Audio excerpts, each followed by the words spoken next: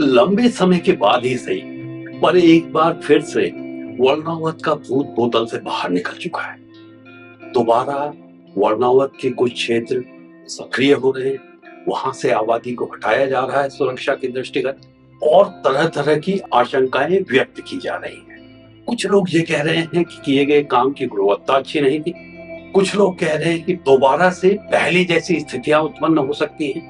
तो यहाँ जरूरी हो जाता है कि हम एक बार दोबारा से देखें कि आखिर वर्णावत में हुआ क्या था, उपचार के लिए किस तरह से रणनीति बनाई गई, क्या क्या काम किए गए, और वर्तमान की जो परेशानी है उसकी आखिर कारण क्या है।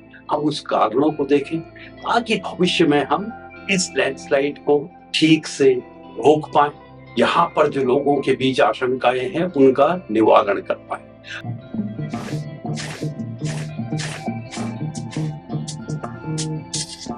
आप हो या मैं, और कारण जो भी हो, शायद हम सभी को लगता है कि उत्तराखंड में आपदाएं केवल बरसात के मौसम में ही घटित होती हैं।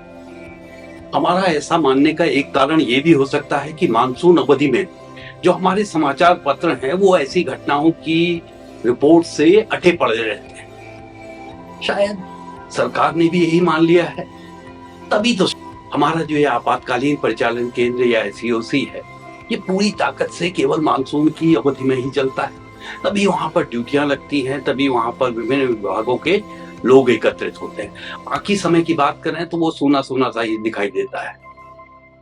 अब ऐसा भी नहीं है कि आपदाएं केवल बरसात के सीजन में ही घटित होती हो। अभी हाल 2023 में जोशीमठ में जमीन के धंसने की रफ्तार जो तेज हुई थी वो जनवरी में हुई थी, जाड़े के मौसम में। उससे पहले 2021 में धौलीगंगा में बाढ़ आई थी, वो भी जाड़े के सीजन में। 2021 में ही मानसून की विदाई के बाद कुमाऊं में भूस्खलन और त्वरित बाढ़ की कई घटनाएं घटित हुई थी, जिसमें काफी जनहानि हुई थी। वैसे ये सच है कि विभिन्न कारणों से जो भूस्खलन है वो ज्यादातर मानसून की अवधि में ही होते हैं, पर ये कोई नियम भी नहीं है और इसके कई अपवाद हैं। जो ये वर्णावत भूस्खलन है वो भी मानसून की विदाई के बाद सितंबर में 24 सितंबर को सक्रिय हुआ था, और ये मानसून अवधि के इतर घटित होने वाले जो भूस्खलन है उसका अकेला एग्जाम्पल नहीं है, अकेला उदाहरण नहीं है।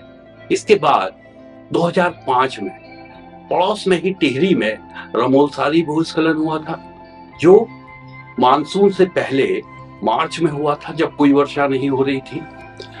और अगर इन दोनों भूस्खलनों की बात करें तो इन दोनों भूस्खलनों में भूस्खलन के सक्रिय होने के कई दिनों तक लगातार मलबा गिरता रहा।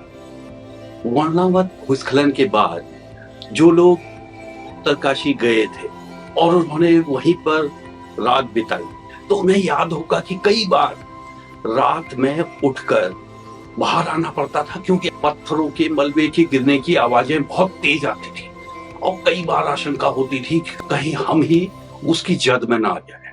तो बाहर आके अपनी सुरक्षा के प्रति आश्वस्त होना जरूरी हो जाता था। अगर वर्णावत की बात करें, अगस्त 2003 में वर्णावत के ऊपरी क्षेत्र में, अगर वर्णावत पर्वत बोले तो ये वर्णावत पर्वत का जो सदर्न स्लोप है, जो भागीरथी की ओर झुका हुआ स्लोप है, भागीरथी की ओर का स्लोप है, उसके ऊपर जो था वहां पर वन विभाग ने कुछ नालियां बनाई थी जल निस्तारण के लिए। उसी के आसपास कुछ क्रैक्स देखे गए, सर्वे किया गया और समय रहते आशंका व्यक्त की गई कि इससे कोई बड़ा भूस्खलन हो सकता है। प्रशासन को निर्देश दिए गए कि अगर कोई इस तरह की घटना होती है तो समय रहते लोगों को वहां से क्षेत्र से हटाया जाए। 24 सितंबर को जो बस अड्डा है उसके ऊपरी जो ढाल है वहां से मलबा नीचे आना शुरू हुआ और उसने जो नेशनल हाईवे है उसको पूरी तरह बाधित कर दिया। 1 अक्टूबर को ये जो लैंडस्लाइड है ये उद्यान कॉलोनी और मस्जिद मोहल्ला जो है उसके ऊपरी क्षेत्र से भी मलबा गिरना शुरू हो गया। उस समय रहते पूरे क्षेत्र को खाली करवाया गया, कुछ फोर्सबल इवैक्यूएशन भी करना पड़ा, परंतु इस लैंडस्लाइड में जान माल की कोई क्षति नहीं हुई। अगर स्ट्रक्चर्स की बात करें तो 81 स्ट्रक्चर जो रिहायशी भवन हैं, होटल हैं, ऑफिसेज हैं, जिसमें कि 58 प्राइवेट थे और 23 सरकारी थे, उनको पूर्ण तरह क्षतिग्रस्त हुए। उसी के साथ साथ खतरे के दृष्टिगत एक बफर जोन चिन्हित किया गया, जिसमें कि 293 स्ट्रक्चर थे, जिसमें कि 143 प्राइवेट और 69 गवर्नमेंट के थे। भारत सरकार के स्तर से जॉइंट सेक्रेटरी होम की अध्यक्षता में एक टास्क फोर्स बनाई गई और ये जो सेंट्रल कमेटी थी, इसने 29 से 31 अक्टूबर के बीच उत्तरकाशी का भ्रमण किया और साथ ही उस समय डॉक्टर पीसी नवानी हुआ करते थे, director geological survey of India, उनकी अध्यक्षता में एक टेक्निकल टास्क फोर्स बनाई गई, जो कि क्या काम वहां पे किया जाए, किस तरह की स्थितियां हैं, उस पे मार्गदर्शन करने के लिए और बाद में जो काम होंगे उपचार के, उसमें मॉनिटरिंग के लिए उनको जिम्मेदारी दी गई। उसी के साथ साथ जो टेहरी हाइड्रो डेवलपमेंट कॉर्पोरेशन है, उसको टेक्निकल ड्राइंग्स बनाने की जिम्मेदारी दी गई। वो जो टेक्निकल टास्क फोर्स है, उसके मार्गदर्शन में जो स्टेबलाइजेशन प्लान है वो तैयार करने की उसको जिम्मेदारी दी गई और 28 जनवरी को 250 करोड़ का एक पैकेज प्रधानमंत्री राहत कोष से स्वीकृत किया गया वर्णावत के ट्रीटमेंट के लिए। कई बार लगता है कि वर्णावत के ट्रीटमेंट में 250 करोड़ रुपया लगा है, परंतु यहाँ ये समझना जरूरी है कि जो 250 करोड़ रुपये सैंक्शन किया गया था, इसमें वर्णावत ट्रीटमेंट के लिए केवल 136 करोड़ के करीब की धनराशि थी। बाकी धनराशि जो वैकल्पिक मार्ग बनना था तेखला से लेके बड़ेथी तक, वो था। भटवाड़ी, नेटवाल, फफराला में परिवारों को विस्थापित किया जाना था। करीब करीब 8 गांव अलग अलग चिन्हित किए गए थे, जिसमें कि 257 के करीब परिवारों को विस्थापित करना था। जो फाइनली हुआ 11 गांवों के 552 परिवारों को विस्थापित किया गया, जिनको पर परिवार 3 लाख की दर से सहायता पुनर्वास के लिए दी गई। पुलोला में मोटर मार्ग और पुलों का निर्माण इस हद से करना था और साथ ही जो प्राइवेट और ऑफिशियल जो इंफ्रास्ट्रक्चर था, उसको भी रिहेबिलिटेट करने की व्यवस्था थी। और वर्णावत रिकंस्ट्रक्शन के लिए श्रेंग कंस्ट्रक्शन कंपनी जो देहरादून की थी, उसको 65.59 करोड़ का ठेका दिया गया 16 जून 2004 को और जून 2006 तक उसे ये सब कार्य पूर्ण करने थे। 2 साल की अवधि में शुरू में ये आंकलित किया गया कि ये कार्य पूर्ण कर लिए जाएंगे। तो जो 250 करोड़ था, उसमें से केवल 136 करोड़ का काम वर्णावत के आसपास होना था, उसमें केवल 56-57 करोड़ का ठेका श्रेंग कंस्ट्रक्शन कंपनी को दिया। अगर उपचार के कामों की बात करें तो इनको 3 भागों में विभक्त किया गया। एक तो इमीडिएट सेफ्टी के लिए जो कार्य किए जाने हैं, दूसरे जो स्टेबलाइजेशन के लिए किए जाने हैं और तीसरा ऐसे काम जो प्रिकॉशनरी है, इनको प्रिकॉशन के रूप में कर रहे हैं। जो इमीडिएट सेफ्टी के लिए काम थे, सबसे पहले बात की गई, क्योंकि मलबा नीचे आ रहा था, तो एक 1670 मीटर के एलिवेशन पे एक बड़ा प्लेटफॉर्म बनाया जाए, जिससे कि जो मलबा ऊपर से आता है वो रुक जाए।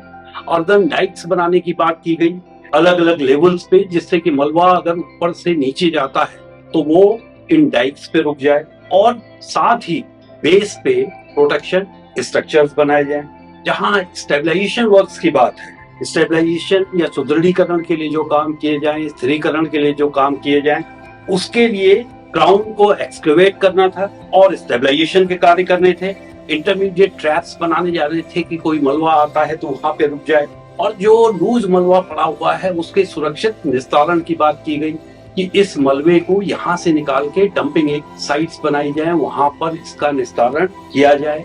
उसी के साथ जो अलग अलग चूट बन गए थे, तंबाखानी चूट था, मस्जिद मोहल्ला चूट था, उनके ट्रीटमेंट किया जाए। जो प्रिकॉशनरी वर्क्स थे उसके लिए रामलीला मैदान और जो मस्जिद मोहल्ला था, वहां जियोग्रिड वॉल बनाने की बात की गई और तंबाखानी पे जो चूट आ रहा था, ऊपर से शूटिंग स्टोन आया करते थे, वहां पर उसको बाईपास करने के लिए टनल बनाने की बात की गई। और जो वास्तव में काम किए जाने थे उनको 3 भागों में बांट दिया गया। पहला ग्राउंड ट्रीटमेंट, दूसरा शूट ट्रीटमेंट, तीसरा टो ट्रीटमेंट। अगर ग्राउंड ट्रीटमेंट की बात करें तो इसके अंतर्गत सबसे पहले जो ऊपर ओवरबर्डन पड़ा हुआ था उसको हटाने की बात की गई और इंटरमीडिएट प्लेटफॉर्म्स डेवलप करने की बात की गई। स्लोप्स का मॉडिफाई करके उनको स्थिर करने की बात की गई, और जो कट करके हमें स्लोप मिलता है उसमें विभिन्न जियोग्रिड के माध्यम से या फिर शॉर्टक्रीट के माध्यम से उसको स्टेबलाइज करने की बात थी। पानी के निस्तारण के लिए ड्रेनेज बनाए जाने की बात थी, और साथ ही 1660 मीटर के एलिवेशन पे स्टील बैरिकेडिंग की बात की गई, और टो पे 1540 के स्तर पे 1540 मीटर के एलिवेशन पे रिटेनिंग वॉल बनाई जानी थी। इसके क्रम में 7.6 लाख घन मीटर मलबा सुरक्षित निस्तारित किया गया। 26 इंटरकनेक्टेड बेंचेज बनाई गई। 13 1670 मीटर के एलिवेशन के ऊपर थी, और 13 1670 मीटर के एलिवेशन के नीचे 16 जो बेंचेस थी उनके जो स्लोप थे उस पे शॉर्टक्रीट किया गया। बाकी के बचे हुए जो टेरेसेस थी उसमें जियोग्रिड का सहारा लिया गया, जियोग्रिड का काम किया गया। तो प्रोटेक्शन के लिए अलग अलग स्तरों पे 1740 मीटर पे, 1730 मीटर पे और 1670 मीटर की बेंचेस जो थी उस पे कंक्रीट क्लैडिंग का काम किया गया। 2 किलोमीटर से ज्यादा 2250 मीटर की ड्रेनेज बनाई गई और पानी के निस्तारण की व्यवस्था की गई। पोर वाटर प्रेशर ना बढ़े, क्योंकि पानी अगर जमीन के अंदर जाता है पोर वाटर प्रेशर की वजह से परेशानियां उत्पन्न हो सकती हैं। इसके लिए 662 ड्रेनेज होल्स बनाए गए जो कि 75 मिलीमीटर डायमीटर के थे, 6 से 9 मीटर डीप थे और 3 मीटर की दूरी पे उनको बनाया गया। साथ ही रॉक एंकर्स वहां इंस्टॉल किए गए 25 मिलीमीटर डाया के, और ये 5 मीटर लॉन्ग थे। सीमेंट में इनको ग्राउंड किया गया था और इनकी सेंटर से सेंटर डिस्टेंस जो थी वो 3 मीटर की थी। इस प्रकार 30 से 35 मीटर लंबे 324 pre stressed cable anchors install किए गए। क्राउन और डंपिंग यार्ड जो था वहां पर जियोजूट का इस्तेमाल किया गया स्टेबलाइजेशन के लिए। ये सब थे जो क्राउन ट्रीटमेंट के अंतर्गत हमने कार्य किए। तो ट्रीटमेंट की बात करें, कंक्रीट ब्लॉक के स्ट्रक्चर्स बनाए गए और उसके ऊपर जियोग्रिड लगाया गया। रामलीला ग्राउंड में और मस्जिद मोहल्ला में इम्पैक्ट झेलने के लिए इन वॉल्स को बनाया गया, और अगर ऊपर से कोई मलबा आता है वो वहीं पे रुक जाए। और जो चूट ट्रीटमेंट था उसमें जो स्लोप है उसको कम करने के लिए स्टेप्स बनाई गई। जो शूट का चैनल था उसके दोनों तरफ का जो स्लोप था उसको स्टेबलाइजेशन के कार्य किए गए, एंकरिंग की गई। ये सब जो ट्रीटमेंट वर्क्स थे ये 2009-10 के आसपास सारे के सारे खत्म हो गए।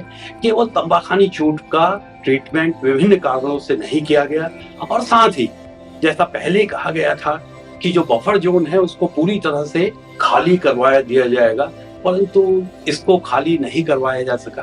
तो बाद में 2012-13 में तंबाखानी चूट दोबारा से सक्रिय हो गया, तो दोबारा से वहां पर इंस्टेबिलिटी आ गई, काफी बैक स्काउरिंग बहुत ज्यादा हो गई थी, पानी वहां से बहुत ज्यादा नीचे जा रहा था। तो पानी का सुरक्षित निस्तारण करने के साथ साथ तंबाखानी चूट के ट्रीटमेंट किया गया उस समय।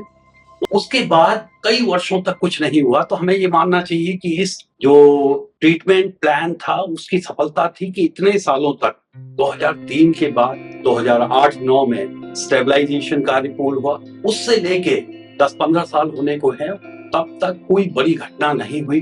तो जो स्टेबलाइजेशन वर्क्स थे उसने अपना काम किया। इस बीच हमारे पास कुछ रिपोर्ट्स हैं, बीच में कुछ वैज्ञानिकों को वहां पर विभिन्न कार्यों के लिए विभिन्न कारणों से भेजा गया, जिनकी रिपोर्ट्स हैं, जिसमें स्पष्ट कहा गया है कि कुछ जगहों पे स्ट्रेस दिख रहा है। जो विशेष रूप से उसमें उल्लेख किया गया है जियोग्रिड जो है वो निकल गई है कई जगहों पे दीवार बल्ज हो रही है, कई जगहों पे पानी की सीपेजेस शॉर्टक्रीट में दिखाई दे रहे हैं, कई जगह वेजिटेशन बहुत ज्यादा उग गई है जिसको शॉर्टक्रीट के ऊपर उसको साफ करने की बात थी, उसको रिपेयर करने की बात की गई थी, और ड्रेनेज कई जगह ब्लॉक थी उसको साफ करने की बात थी। जो पुरानी रिपोर्ट्स हैं वैज्ञानिकों की उसमें यह भी कहा गया है कि लूज डेब्री कई जगह स्लोप में पड़ी हुई है, विशेष रूप से उद्यान कॉलोनी जो है वो और मस्जिद मोहल्ला के ऊपर के क्षेत्र में बताया गया है कि काफी मात्रा में लूज डेब्री है जो कभी भी नीचे आ सकती है। उसके निस्तारण, सुरक्षित निस्तारण के सुझाव दिए गए, और उसी के साथ जो सुझाव दिया गया था, क्योंकि वर्णावत का जो सदर्न फेस है उसके ठीक नीचे उत्तरकाशी शहर है, तो किसी भी प्रकार की इंस्टेबिलिटी इसमें आती है तो इसकी मॉनिटरिंग की बात की गई थी, और मॉनिटरिंग का एक प्लान भी प्रस्तुत किया गया था, परंतु विभिन्न कारणों से ना साफ सफाई के लिए, ना मेंटेनेंस के लिए पैसा सैंक्शन हो पाया, ना मॉनिटरिंग के लिए पैसा सैंक्शन हो पाया, और जैसा था वैसा चलता रहा। तो सवाल ये है कि जो भी ट्रीटमेंट कार्य हो रहा है, इसमें हमेशा आपको कुछ ना कुछ करते रहना होगा, उसकी स्टेबिलिटी बरकरार रखने के लिए। उसकी मॉनिटरिंग करनी होगी, साफ सफाई करनी होगी, कहीं पे अगर टूट फूट होती है तो मेंटेनेंस करनी होगी। आज के समय में हम, क्योंकि हमारे पास मिटिगेशन फंड्स हैं, हम कई जगहों पे, वो धारचूला में हो सकता है, गोपेश्वर में हो सकता है, नैनीताल में हो सकता है, हम लैंडस्लाइड ट्रीटमेंट की बात कर रहे हैं। परंतु लैंडस्लाइड अगर हम किसी भी तरह से करें, किसी भी विधि का उपयोग करें, ये कोई एक परमानेंट उपचार नहीं है, ये हमें समझना होगा। इसमें कुछ ना कुछ हमें रखरखाव पर लगातार निवेश करते रहना होगा। जैसा आप करते हैं ना, आप एक बार घर बना लेते हैं, हर साल उसकी कहीं ना कहीं लीकेज होती है, कहीं कुछ टूट फूट होती है, उसकी रखरखाव पे निवेश करते हैं। ऐसा तो नहीं है कि एक बार मकान बना लिया और उसके बाद कुछ होता है तो आप बिल्डर को दोष देना शुरू कर दें। आपको भी कुछ ना कुछ मेंटेनेंस पे खर्च करना होगा। तो यहाँ सवाल ये है कि उस समय के हिसाब से, उस समय जो अवेलेबल टेक्नोलॉजी थी, अवेलेबल विधाएं थी, उसके हिसाब से whatever best could be done has been done.